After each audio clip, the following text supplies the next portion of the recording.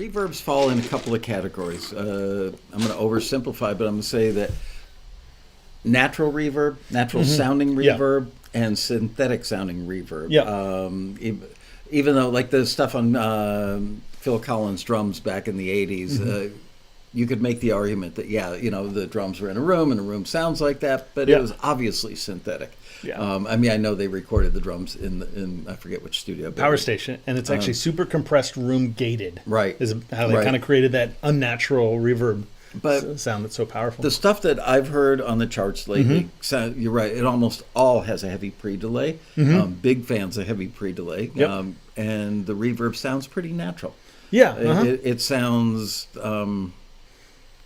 not chamber-like, but, but a lot longer than you would expect. Yeah. Especially after coming out of the last couple decades. Right. Yeah, that's why when I say natural, it doesn't sound truncated, it doesn't sound harsh, it doesn't sound like an effect. It sounds like real reverb from somewhere. And for you at home, a really big part of this, too, is that's going to be super, super urgent is if you want to have reverb where it feels like a feature on something, it can't have a lot of competition. Right. So you can't have, we got 9 guitar tracks and 3 synth pads and all of that.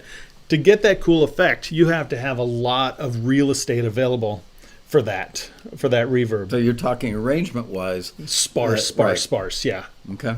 And, and virtually every track on the top 10 of the charts right now is really, really sparse. What amazes me sometimes when I talk to friends of mine who've worked on big records like this, that they'll have a huge number of tracks, but yet they still sound sparse. But I find out that many of the tracks are just layered sounds. Yeah, they'll like have layered up 20 kick drum sounds to get that kick drum.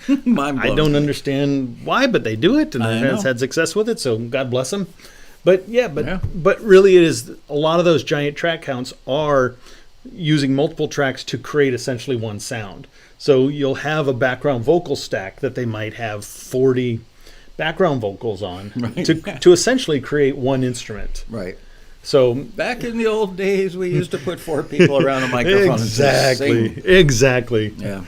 So that's a really big thing going on, and that's the thing that's changed so dramatically even from last year, and certainly from the year before, is the big hip thing is that contrast of super dry elements and super wet elements.